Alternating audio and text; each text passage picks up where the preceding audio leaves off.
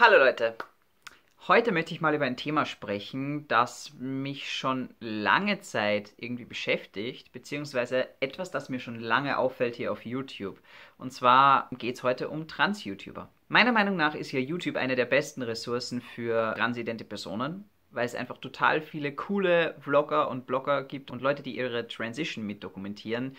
Ich persönlich, als ich am Anfang meiner Transition stand, habe so gut wie jede freie Minute auf YouTube verbracht und habe halt sehr, sehr viele Trans-YouTuber gesehen, war ein wahnsinniger Fan von einigen davon und habe dann mit der Zeit festgestellt, so während diese Leute in ihrer Transition vorangekommen sind und dann am Ende auch ihre Transition mehr oder weniger abgeschlossen haben, dass so gut wie alle irgendwie in der Versenkung verschwunden sind, aufgehört haben, Videos zu machen.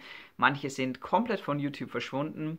Und ich möchte heute mal drüber mir ein paar Gedanken machen, warum das so ist, ob es überhaupt eine Zukunft, eine langfristige Zukunft für Trans-YouTuber gibt, als Individuen meine ich, nicht als generell, es wird immer Trans-YouTuber geben, immer wieder neue, aber ob es wirklich für einzelne Trans-YouTuber langfristig eine Zukunft auf YouTube gibt mit ihrem Content, weil das auch was ist, was mich persönlich betrifft, als Trans-YouTuber.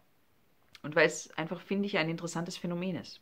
Ich habe mir gedacht, ich gehe jetzt mal durch einige YouTuber, die ich einfach persönlich geschaut habe. Ich weiß gar nicht, ob ihr die alle kennt. Manche davon sind schon so lange irgendwie weg von der Bildfläche, dass Leute, die in den letzten ein, zwei Jahren auf YouTube gekommen sind und auf eben das Trans-Thema gekommen sind, die möglicherweise gar nicht mehr kennen. Einen, den vermutlich viele noch kennen, ist Alex Berti. Alex Berti war so mein allererster Trans-YouTuber, den ich geschaut habe und auch einer, der mich persönlich am meisten beeinflusst hat. Auch vermutlich der mich dazu inspiriert hat, dann irgendwie selber Videos zu machen. Alex hat seine Transition eigentlich sehr detailliert mitdokumentiert und macht auch heute noch Trans-Videos, tatsächlich im letzten halben Jahr wieder mehr. Er hatte allerdings eine Phase, so ab seinem zweiten Jahr auf Testo, wo seine Videos dramatisch abgenommen haben. Er hatte früher sicher ein, zweimal die Woche ein Video hochgeladen oder mindestens einmal die Woche. Und dann plötzlich hatte der so 2, 3 Monate, teilweise auch länger, Pause zwischen seinen Videos. Einmal, glaube ich, fast ein halbes Jahr. Also da hatte man wirklich das Gefühl, verschwindet er jetzt von der Bildfläche komplett. Und jetzt hat sein Content wieder ein bisschen zugenommen, aber man hat einfach auch gemerkt, dass der dramatisch abgenommen hat. Alex Berti hatte damals, so zu seiner Zeit, wo er wirklich regelmäßig gepostet hat, einen Boyfriend und das war Jake Edwards. Ich habe den auch total gemocht.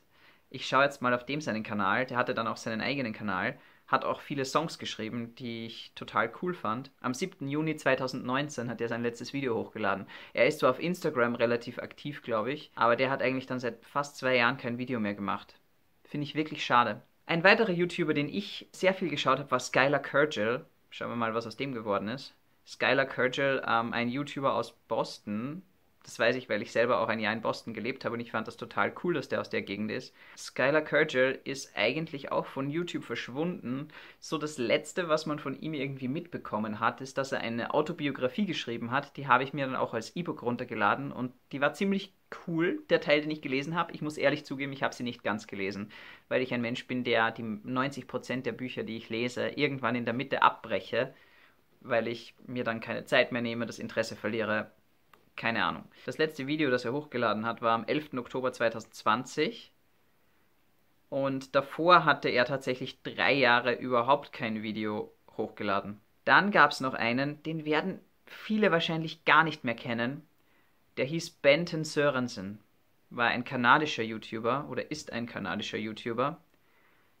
Der ist auch vor ein paar Jahren dann plötzlich für sehr, sehr lange Zeit verschwunden. Da gab es gar keine Videos mehr auf seinem Kanal. Ich habe regelmäßig nachgeschaut, weil ich seine Videos total gern mochte. Und da haben auch schon wahnsinnig viele Leute geschrieben, wo bist du hingekommen und warum machst du keine Videos mehr, weil der wirklich so ohne Vorwarnung plötzlich keine Videos mehr hochgeladen hat. Für sicher zwei Jahre oder so. Und plötzlich hat der seinen Kanal umbenannt in West Coast Elements, so heißt er auch immer noch, und hat dann angefangen, Videos übers Wandern und Outdoor-Sachen hochzuladen. Also gar nicht mehr trans-related, sondern einfach übers ja, Outdoor-Campen und solche Sachen und Wandern. Und auch da hat er jetzt sein letztes Video vor über einem Jahr hochgeladen. Also auch nichts mehr mit Benton Sørensen. Ein deutscher YouTuber, den ich extrem gern geschaut habe, war Torben. Den kennen sicher einige von euch. Torbens Kanal schaut derzeit so aus. Ich weiß nicht, ob ihr das sehen könnt. Ich kann mich noch vage erinnern, er hat dann mal ein Abschlussvideo gemacht, wo er einfach gesagt hat, er möchte einfach nicht mehr auf YouTube präsent sein, er möchte auch nicht mehr auf YouTube sozusagen geoutet sein, aus verschiedenen Gründen, und hat auch dann alle seine Videos gelöscht. Ein anderer deutscher YouTuber, der sehr, sehr viele Abonnenten hatte, Noah FTM hieß der. Finde ich den überhaupt noch? Ich finde dem seinen Kanal nicht mal mehr. Ich weiß nicht mal mehr, ob es den Kanal noch gibt. Der hat auch irgendwann einfach aufgehört, Content zu machen. Und spannenderweise hängt das irgendwie ein bisschen zusammen, habe ich das Gefühl. Bei den meisten Trans-YouTubern war es irgendwie so, dass die ihre Transition mitdokumentiert haben, wie sie eben auf Testo gekommen sind und so weiter. Dann oft noch ihre Mastec. Und bei manchen war es dann relativ schnell nach der Mastec vorbei mit ihrem Content. Einer fällt mir noch ein, Chase Ross. Chase Ross ist nach wie vor aktiv auf YouTube. Chase Ross ist einfach dazu übergegangen, dass er Sextoys reviewt. Also der macht eigentlich auf seinem Kanal nichts anderes mehr, als irgendwelche Trans-Sextoys zu reviewen. Was total cool ist, also was auch sicher seine Abnehmer findet. Er hat auch immer noch viele Aufrufe, aber er macht halt keine in dem Sinn Transition-Videos mehr. Der einzige YouTuber, den ich damals geschaut habe, der immer noch aktiv ist und immer noch Trans-YouTube-Videos macht, ist Jamie Rhines, glaube ich, heißt er. Jamie Dodger. Der macht nach wie vor super geile Videos, also ich mag den total gern, ich mag seinen Content auch total gern. Und der ist auch mega kreativ, also dem fällt auch immer noch was Neues ein. Nach 5 Jahren oder 6 Jahren oder keine Ahnung, wie lange der jetzt auf YouTube, sicher schon länger sogar, 7 Jahre, fällt ihm immer noch Content ein. Aber er reagiert halt auch total viel auf irgendwie transphobe Sachen und so. Was ich mega cool finde, ich persönlich würde es nicht machen für mich, weil es mich einfach zu viel ärgern würde. Ich persönlich versuche mich nicht zu viel mit transphoben Leuten und TERFs und so weiter auseinanderzusetzen oder darauf zu reagieren, weil ich mich einfach jedes Mal massiv ärgere, wenn ich es tue. Aber ich finde es cool, dass es jemand gibt, der das tut. Genauso Noah Finz. Noah Finz ist ein total cooler YouTuber. Den finde ich einfach mega. Ein sehr junger, also relativ junger Trans-YouTuber, der auch immer noch sehr, sehr, sehr aktiv ist. Dem seine Transition ist aber jetzt auch nicht so lang her wie bei den anderen Leuten. Der macht auch Musik, die wirklich, wirklich geil ist. Und das sind eigentlich die 2 einzigen YouTuber, Trans-YouTuber, die ich schaue, weil alle anderen, die ich geschaut habe, sind von der Bildfläche verschwunden. Die meisten eben, wie gesagt, nach ihrer Mastec. Oder wenn halt ihre Transition abgeschlossen war. Und das ist halt was ich interessant finde, dass viele Trans-YouTuber scheinbar, wenn ihre Transition abgeschlossen ist, irgendwann das Interesse daran verlieren, über dieses Thema zu sprechen. Und das ist etwas, das ich persönlich total gut nachvollziehen kann. Weil das Thema wird literally alt. It's getting old. Und irgendwann fällt dir wirklich nichts mehr dazu ein. Irgendwann hast du wirklich dieses Thema so komplett ausgeschöpft und ausgelutscht, bis dass es dir zum Hals raushängt. Weil du einfach dir denkst, ich habe alles, was dieses Thema betrifft, schon so oft durchgekaut und so oft drüber geredet, dass mir einfach langweilig ist, dass ich einfach was Neues machen will. Und manche Leute, die schaffen es wirklich komplett umzuswitchen. Eben, Alex Berti hat angefangen auf Twitch seine Videospiele zu streamen.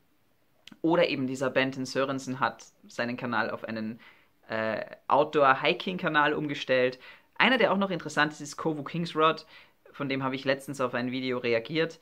Kovu Kingsrod, ein norwegischer Trans-YouTuber, der hat auch angefangen, Videos über seine Sammlung toter, ausgestopfter Tiere zu machen und über seine spirituelle Journey, mehr oder weniger, über seinen spirituellen Weg. Und hat eigentlich den Content auf seinem Kanal komplett umgestellt. Seit seiner Mastec vor 9 Monaten hat er kein einziges Trans-Video mehr gemacht. Das Tragische ist halt, man sieht halt auch, wie die Views von Videos, die dann nicht über Trans sind, abnehmen. Also wenn ich jetzt hier auf Kovus Kanal schaue, dann hatte sein Video über die Mastec hatte fast 20.000 Aufrufe.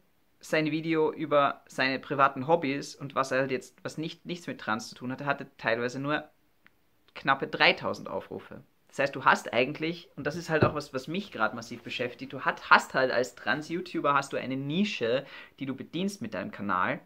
Und entweder du bleibst dieser Nische treu und fadisierst dich irgendwann zu Tode und dir geht einfach der Content aus, oder du gibst den Kanal komplett auf, sagst, ich will mit dem Thema nichts mehr zu tun haben und löscht alle deine Videos, das tun auch viele. Oder du switcht tatsächlich auf Dinge, die dich jetzt aktuell interessieren und verlierst halt deine Viewer. Oder es interessiert die Leute halt einfach nicht mehr.